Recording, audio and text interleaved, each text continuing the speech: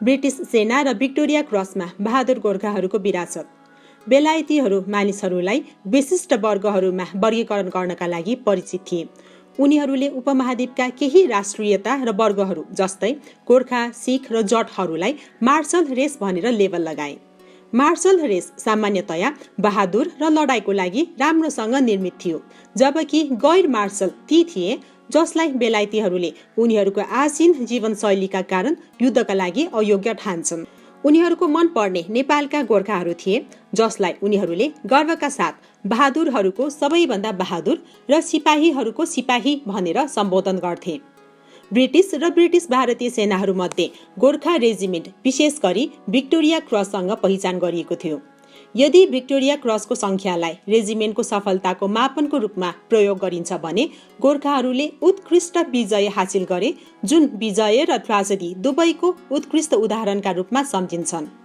गोर्खाहरूले ग्रेट वार 1914 देखि 1918 को समयमा 5 वटा भिक्टोरिया क्रस जितेका थिए, जसमा रानी एलेक्जेन्ड्राको आफ्नै गोर्खा राइफल्सका राइफलम्यान कुलवीर थापा यो सम्मान प्राप्त गर्ने पहिलो गोर्खा र दोस्रो गैर ब्रिटिस सिपाही थिए। नोभेम्बर 18, 1915 मा लन्डन ग्याजेटले माकुसाटको दक्षिणमा जर्मन खाडलहरू विरुद्धको अपरेसनको क्रममा उनको विशिष्ट बहादुरीलाई उद्धृत गर्दै उनको पुरस्कारको घोषणा गर्यो। सेप्टेम्बर 25, 1915 मा नराम्ररी घाइते भए तापनि उनले पहिलो जर्मन खाएको पछाडि दोस्रो लेस्टर रेजिमेन्टका एक गम्भीर घाइते सिपाहीलाई भेट्टाए। बेलायती अधिकारीले आफूलाई बचाउन आग्रह गरे पनि उनी दिनरात घाइते सिपाहीसँगै बसे।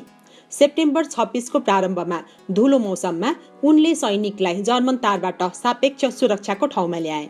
त्यसपछि उनी फर्किए र एकपछि अर्को गरी 2 जना घाइते गोर्खाको उद्धार गरे। दोस्रो विश्वयुद्ध 1938 देखि 1945 को समयमा गोर्खाहरूलाई 10 भिक्टोरिया क्रस प्रदान गरिएको थियो, जसमध्ये 7 वटा सम्मानपूर्वी मोर्चामा प्राप्त भएका थिए। यो उल्लेखनीय उपलब्धि सैन्य इतिहासमा अतुलनीय छ। अफ्रिकी मरुभूमिको गर्मी, फ्रेन्च वा इटालियनको जाडोको शीतबिन्दु वा बर्माको दलदली जङ्गलको आर्द्रता, गोर्खाहरू काठर हुनुभन्दा मर्नु राम्रो भन्ने नाराले बाँचेका थिए। उनीहरूको त्याग र वीरताको गाथाले गोर्खाको नामलाई निडरता र कर्तव्यप्रतिको अटल समर्पणको पर्यायवाची बनायो।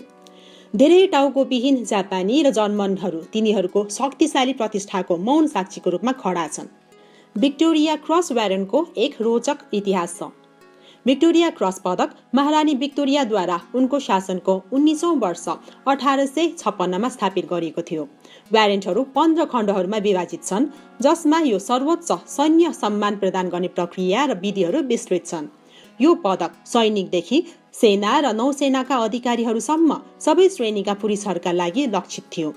यसमा केन्द्रमा रोयल क्रेस्टको साथ काम्स्य माल्टिज क्रस र तल वीरताको लागि लेखिएको शिलालेख रहेको छ। महारानी भिक्टोरियाले पदक अत्यधिक मूल्यवान र नौसेना र सैन्य सेवाका पुरुष र अधिकारीहरूले उत्सुकतापूर्वक खोज्ने आशा व्यक्त गरे। यो पुरस्कार वीरता वा देशप्रतिको भक्तिले एकल कार्यको लागि प्रदान गरिएको थियो। प्रत्येक पुरस्कार वीरताको कार्यको पूर्ण उद्धरणको साथ आधिकारिक लन्डन राजपत्रमा प्रकाशित हुन्छ। पदक प्राप्त गर्नेहरूले पनि वार्षिक 10 पाउन्ड पेन्सन पाउनेछन्। भिक्टोरिया क्रस बेलायती सेनाको गोर्खा रेजिमेन्टमा सेवा गर्ने नेपाली सैनिकहरूका लागि उच्च प्रतिष्ठित पुरस्कार हो। पदकको आन्तरिक मूल्य भए तापनि 2 विश्वयुद्धका क्रममा गोर्खाहरूलाई प्रदान गरिएको 15 भिक्टोरिया क्रस कमाउनको लागत अपार थियो।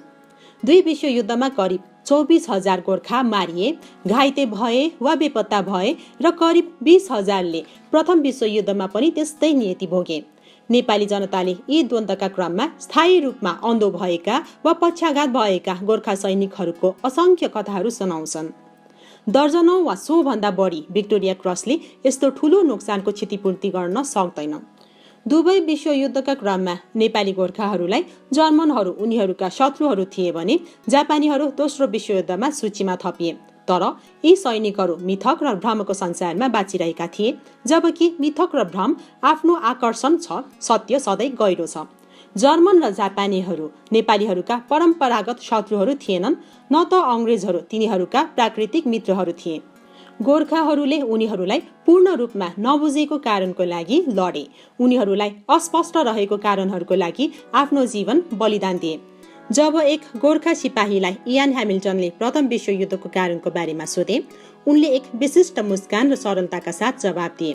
जर्मन राजाले बेलायती राजासँग असभ्य व्यवहार गरेका थिए।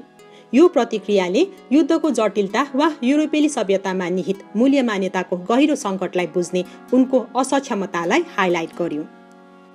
भिक्टोरिया क्रस बहादुरीको एकल कार्यको लागि सम्मानित भएको हुनाले यो प्रतिष्ठित सम्मानको लागि केही उद्धरणहरूको जाँच गर्न उपयुक्त छ। 2 मरणोपरान्त उद्धरणहरू र 2 अन्य उद्धरणहरू समीक्षा गरेर आज नेपाली जनताले आफ्ना दाजुभाइहरू गोर्खाहरूले यो उच्च प्रतिष्ठित पुरस्कार प्राप्त गर्नका लागि भोगेका खतरनाक परिस्थितिहरूको राम्रोसँग बुझ्न सक्छन्।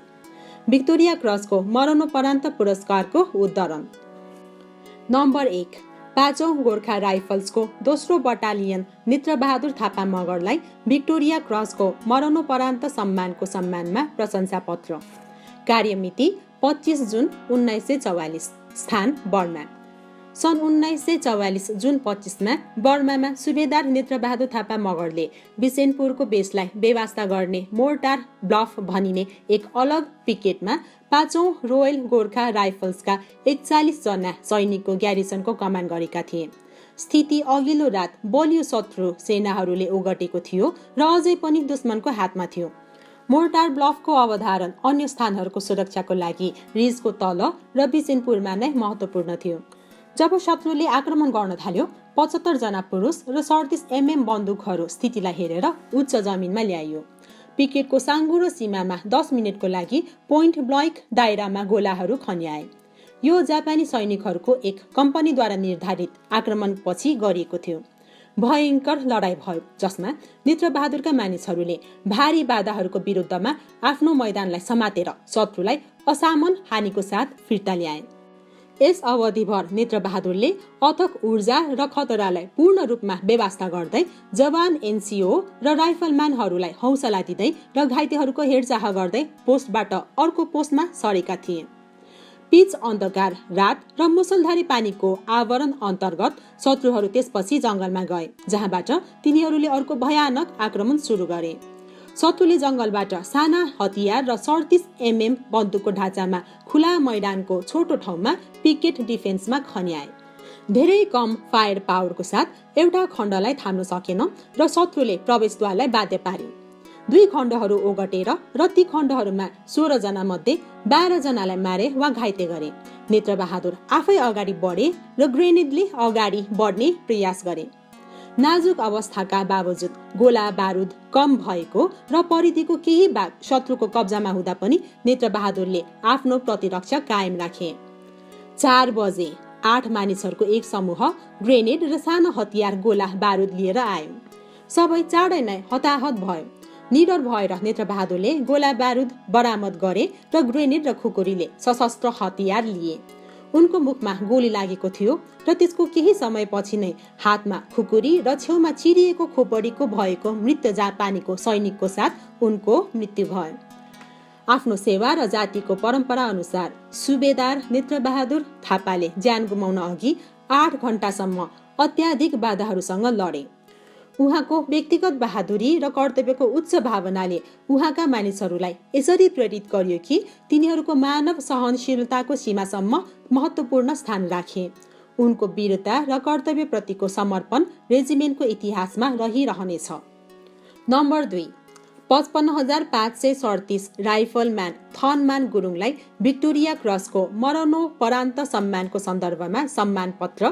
प्रथम बटालियन 5औं royal Gorkha rifles frontier force. कार्यमिति 10 नोभेम्बर 1944। स्थान मोन्टे मान बार्टोलो, इटाली। नोभेम्बर 1944 को 10 मा 5औं रोयल गोर्खा राइफल्सको एक कम्पनीको मोन्टेमान बार्टोलोमा लडाई गस्ती पठाउनको लागि आदेश दिएको थियो। यस गस्तीमा रहेका 2 स्काउट मध्ये एक राइफलम्यान थमन गुरुङ थिए। कुशल स्ट्रकिङ मार्फत दुवै स्काउटहरू पत्ता नलागेको स्थितिको आधारमा पुग्न सफल भए। त्यसपछि राइफलम्यान थमन गुरुङले शिखरतर्फ लाग्न थाले। अकस्मात दोस्रो स्काउटले पठारको मुनि एउटा चिरिएको खाडलमा जर्मनहरू अग्रभागमा मेसिन गनहरू फायर गर्ने तयारी गरिरहेको देखे। शत्रुको आक्रमणले आफ्नो खण्डमा ठूलो क्षति पुग्छ भन्ने महसुस गर्दै राइफलम्यान थमन गुरुङले आफ्नो खुट्टामा उफ्रिएर जर्मनहरूलाई चार्ज गरे। पूर्णतया आश्चर्यचकित भएर जर्मनहरूले आत्मसमर्पण गरे।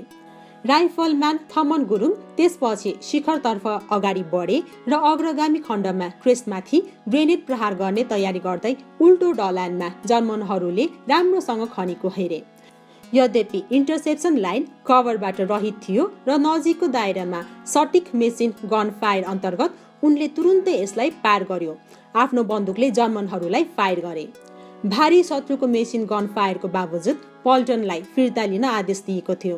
राइफलम्यान थमन गुरुङले फेरि एक्लै पार गरे। त्यसपछि उनले आफ्ना बाँकी 2वटा ग्रेनेडहरू फ्याँक्यो र आफ्नो खण्डमा फेरि 2वटा ग्रेनेड जम्मा गरे। फेरि एक पटक उनले बुलेट स्विप क्रेस्टमा सङ्घर्ष गर्यो र बाँकी जर्मनहरूलाई हान्यो। उनको डाइभर्सनले पछाडिका भागहरूलाई थप हानी बिना फिर्ता लिन सक्षम बनायो। प्रमुख खण्ड जो पल्टनको फिर्तीलाई सहयोग गर्न पछि रह्यो अझै शिखरमा थियो। खण्ड फिर्ता लिनुपर्ने भन्दै नारा लगाएका राइफलम्यान थमन गुरुङले एउटा ब्रेन बन्दुक र केही म्यागजिन बरामद गरे। आफ्नो कार्यको अर्थ लगभग निश्चित मृत्यु हो भन्ने थाहा पाएर उनी पहाडको टुप्पोमा दौडे र शत्रुको पूर्ण दृश्यमा गोलीले भरेको शिखरमा उभिए र नजिकै शत्रुको स्थानमा फायर गरे। उनले 2वटा म्यागजिनहरू र बाँकी खण्ड सुरक्षित रूपमा फिर्ता लिने क्रममा राइफलम्यान थमन गुरुङ मारिए। राइफलम्यान थमन गुरुङको उत्कृष्ट वीरता र आत्मत्यागले उनको पल्टनलाई अत्यन्तै कठिन स्थितिबाट न्यून हताहतको साथ पछि हट्न सक्षम बनाए। प्लाटुनद्वारा फिर्ता ल्याइएको गोला बारुद र जानकारीले 3 दिनपछि मोन्टेमान बाटोलो सुविधाको कब्जामा योगदान पुर्यायो। भिक्टोरिया क्रसको नियमित पुरस्कारको लागि उद्धरण। नम्बर 1, दोस्रो बटालियन 8औं गोर्खा राइफल्सका राइफलम्यान लक्ष्मीमान गुरुङलाई भिक्टोरिया क्रस नम्बर 87,726 प्रदान गरेको सन्दर्भमा प्रशंसापत्र। कार्यमिति 12-13 मे 1945 को रात। स्थान तुङदाव बर्मा इरावादीको पश्चिमी किनारमा। 12-13 मे 1945 को रातमा राइफलम्यान लक्ष्मीमान गुरुङ बर्माको तोङदोमा आफ्नो प्लाटुनको सबैभन्दा अगाडि पोस्टमा थिए। कम्तीमा 200 शत्रु सैनिकहरूले कम्पनीमा आक्रमण गरे। आक्रमणको असर राइफलम्यान लक्ष्मीमान गुरुङको खण्ड र विशेष गरी उनको पोस्टमा परेको थियो, जसले प्लाटुन इलाकामा जाने जङ्गल मार्गमा प्रभुत्व जमाएको थियो। आक्रमण गर्न अघि शत्रुले नजिकबाट असंख्य ग्रेनेडहरू प्रहार गरे। एउटा ग्रेनेड राइफलम्यान लक्ष्मीमान गुरुङको ओठमा खसेको थियो। उसले तुरुन्तै त्यसलाई समात्यो र शत्रुलाई फिर्ता फ्याँक्यो। झन्डै तुरुन्तै अर्को ग्रेनेड सिधै खाडलभित्र खस्यो र फेरि राइफलम्यान गुरुङले त्यसलाई खोसेर फिर्ता फ्याँके। त्यसपछि तेस्रो ग्रेनेड खाडलको ठिक अगाडि खसेको थियो। उनले यसलाई पछाडि फाल्ने प्रयास गर्यो, तर यो उनको हातमा विस्फोट भयो। उनको औलाहरू उड्यो, उनको दाहिने हात भाँचियो र उनलाई अनुहार, शरीर र दाहिने खुट्टामा गम्भीर चोट लाग्यो। उनका 2 साथीहरू पनि नराम्ररी घाइते भएका थिए र खाडलको फेदमा असहाय परेका थिए। गम्भीर चोटपटक लागे पनि राइफलम्यान लक्ष्मीमान गुरुङले आफ्नो राइफल देब्रे हातले लोड गरेर निरन्तर र स्थिर गति कायम राखे। कट्टरपन्थी आक्रमणको लहरपछि भारी हताहतको साथ पन्छाइयो। प्रत्येक आक्रमणको लागि पूर्ण शान्त भएर पर्खदै र 1 इन्च जमिन नदिने दृढ संकल्प गर्दै पोइन्ट ब्ल्याक राइफल फायरसँग सामना गर्दै 4 घण्टासम्म राइफलम्यान लक्ष्मीमान गुरुङ आफ्नो पोस्टमा एक्लै बसे। कम्पनीको इलाका नजिकै मृतक गनिएका 87 शत्रु सैनिकहरूमध्ये 31 राइफलम्यान लक्ष्मीमान गुरुङको खण्डको अगाडि राखिएका थिए। यदि शत्रु आफ्नो खाडललाई ओगटेर कब्जा गर्न सफल भएको भए पुरै उल्टो ढलान पूर्ण रूपमा हावी भइसकेको हुन्थ्यो। उहाँको उत्कृष्ट उदाहरणले उनका साथीहरूलाई अन्तिमसम्म शत्रुको प्रतिरोध गर्न प्रेरित गर्यो र तिनीहरूले 3 दिन र 2 रात घेरेर काटिए तापनि तिनीहरूको आफ्नो भूमि समातेर प्रत्येक आक्रमणलाई फिर्ता गरे। आफ्नो पोस्टमा जापानी सेनाले आक्रमण गर्दा 8औं गोर्खा राइफल्सको 4औं बटालियनका राइफलम्यान लक्ष्मीमान गुरुङले असाधारण साहस प्रदर्शन गरेका थिए। गम्भीर चोटहरूको बावजुद ग्रेनेड र राइफल फायरको साथ धेरै शत्रु आक्रमणहरू भगाउँदै उनले आफ्नो जमिनलाई समात्यो। चरम परिस्थितिमा उनको अटल दृढ सङ्कल्प र बहादुरीले उनका साथीहरूलाई प्रेरित गर्यो र रक्षा गर्न महत्त्वपूर्ण योगदान पुर्यायो। राइफलम्यान लक्ष्मीमान गुरुङको वीरता र अप्ठ्यारो परिस्थितिको सामना गर्दै कर्तव्यप्रतिको चरम समर्पण नै शत्रुहरूको पराजयको मुख्य कारण थियो। नम्बर 2, 5औं रोयल गोर्खा राइफल्सको दोस्रो बटालियनका हवलदार गजे घलेलाई भिक्टोरिया क्रस प्रदान गरिएको सन्दर्भमा प्रशंसा पत्र। उद्देश्य बासा पूर्वी पहाड चीन पहाड कब्जा। कार्यमिति 24-25 मे 1943। चीन पहाडहरूमा उच्च जापानी सेनाहरूको प्रगति रोक्नको लागि शत्रु स्थितिको कुञ्जी बासा पूर्वी पहाड कब्जा गर्न आवश्यक थियो। 2वटा असफल हमलापछि तेस्रो आक्रमणमा हवलदार गजे घलेले कम्पनीका 2 प्लाटुन र अर्को बटालियनका 2 कम्पनीहरू समावेश गरिएको थियो। हवलदार गजे घले जो पहिले कहिले यस्तो स्थितिमा परेका थिएनन्, यी मध्ये एउटा प्लाटुनलाई कमान गरे जसमा जवान सिपाहीहरू थिए। लक्ष्यमा पुग्ने दृष्टिकोण एक साँघुरो किनारा र विरल जङ्गल आवरण थियो, जबकि शत्रु राम्रोसँग लुकाइएको थियो। ठाउँहरू 5 गजभन्दा बढी चौडा थिएन। 1 दर्जन शत्रुको मेसिन गनले ढाकिएको थियो र उल्टो ढलानबाट तोपखाना र मोर्टार फायरको अधीनमा थियो। आक्रमण गर्ने तयारी गर्दा पल्टुन भारी मोर्टार फायरको चपेटामा परे, तर हवलदार गजे घले उनीहरूलाई जुटाएर अगाडि बढाए। नजिकको सीमामा पुग्दा उनीहरू राम्रोसँग खाडिएको शत्रुको प्लाटुनबाट प्रचण्ड गोलीबारीमा आए र शत्रुहरूको हात गोलाले हात, छाती र खुट्टामा हवलदार गजे घले घाइते भए। आफ्नो गम्भीर घाउ र चारैतर्फबाट लागेको भारी आगोलाई बेवास्ता गर्दै हवलदार गजे घलेले आफ्ना मानिसहरूको नेतृत्व गर्दै शत्रुको विरुद्धको लडाईँ गर्न जारी राखे। हवलदार गजे घले आफ्नो उत्कृष्ट उदाहरण, निडर साहस र उत्कृष्ट नेतृत्वले लडाईँमा प्रभुत्व जमाउन सफल भए। आफ्ना उपेक्षित घाउहरू र हात ग्रेनेडहरू प्रहारबाट रगतले ढाकिएको उनले आक्रमणपछि आक्रमणको नेतृत्व गरे। गोर्खा युद्ध आयो गोर्खालीको नारा लगाएर आफ्नो पल्टनलाई प्रोत्साहित गरे। जित्नको लागि अदम्य इच्छा शक्तिबाट प्रेरित भएर पल्टनले पहाडमा आक्रमण गर्यो र जापानीहरूलाई ठूलो क्षति पुर्यायो। त्यसपछि हवलदार गजे घलेले भारी फायरमा कडा हिट हासिल गरेको स्थितिलाई समात्यो। एक अधिकारीले त्यसो गर्न आदेश दिएपछि उनी सबै सहयोग अस्वीकार गर्दै रेजिमेन्टल सहायता पोस्टमा मात्र गए। यस्तो कठिन परिस्थितिमा हवलदार गजे घलेले देखाएको साहस, दृढता र नेतृत्वमा सबैको प्रशंसा छ। ब्रिटिस सेनाका गोर्खाहरूले भिक्टोरिया क्रसलाई यसको सामान्य भौतिक मूल्यको बावजुद उच्च सम्मानमा राखेका छन्। यो कांस्य पदक एक अतुलनीय सम्मानको प्रतीक हो जुन यसको भौतिक रूपलाई पार गर्दछ। यसले बहादुरी र बलिदानको विरासतलाई पूर्ण रूप दिन्छ जुन यससँग सम्बन्धित व्यक्तिहरूमा गहिरो रूपमा महसुस गरिन्छ। भिक्टोरिया क्रससँग गोर्खाहरूको पहिचान उनीहरूको कर्तव्य र आगोमा परेको साहसप्रति दृढ प्रतिबद्धताको प्रमाण हो। यद्यपि भिक्टोरिया क्रसको इतिहासले सामूहिक विवेकमा गहिरो प्रश्नहरू पनि खडा गर्छ। यी प्रश्नहरूले भर्ती अभ्यास, राष्ट्रिय गौरव र अखण्डताका मुद्दाहरूलाई छुन्छ। 20औं शताब्दीको उत्तरार्धमा नेपाल विदेशी सेनालाई सिपाही उपलब्ध गराउन मात्र नभई आफ्नै माटोमा भर्ती केन्द्रहरू सञ्चालन गर्नका लागि पनि राष्ट्रहरूमा एक्लै खडा छ। विदेशमा भाडामा पठाउने लामो समयदेखि चलिआएको परम्परालाई आर्थिक रूपमा न्यायोचित बनाउन सकिन्छ। सन् 1800 को दशकको सुरुदेखि नै नेपालका क्रमशः सरकारहरूले लिएको अडान। तैपनि यो अभ्यासले नेपाली देशभक्त, राजनीतिज्ञ र सामाजिक नेताहरूको राष्ट्रिय सम्मान र आत्मसम्मानमा पनि उल्लेखनीय क्षय ल्याएको छ। विदेशमा द्वन्द्वको घटना नेपाली घर परिवारमा गहिरो रूपमा गुन्जिरहेको छ, जहाँ प्रत्येक संलग्नताले चिन्ता र डर पैदा गर्छ, किनभने परिवारहरूले गोर्खाहरू बीचको हताहतको गणना गर्छन्। आज गोर्खा भर्तीले नेपालको राष्ट्रिय इज्जतलाई दाउमा ल्याइदिएको छ भन्ने कुरा अस्पष्टता छ। यो यथार्थप्रति नेपाली बुद्धिजीवी र सरकार सचेत छन्।